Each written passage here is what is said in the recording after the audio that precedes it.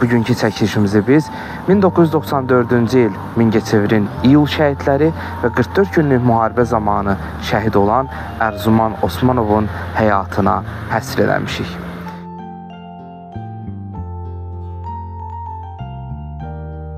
Arzularımız var idi. Çox hamımızın, anamın da, atamın da, bacımın da, hamımızın. Özünün sevdiği de var idi.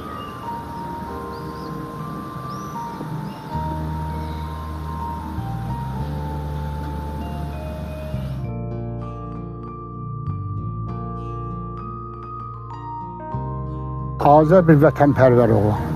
Həqiqətən də vətənpərvər oğlandı. O yaralandı, getdi döyüşdə yaralandı. Getdi Papani'də yatdı, qayıtdı gəldi, bir də getdi döyüşə.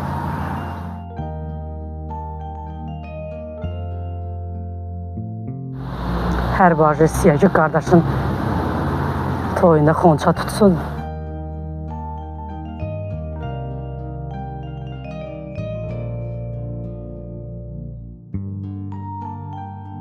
Bir yaralı olubdu, deyib məni çıxartmayın, gedin. Başqa yaralıları çıxartdım.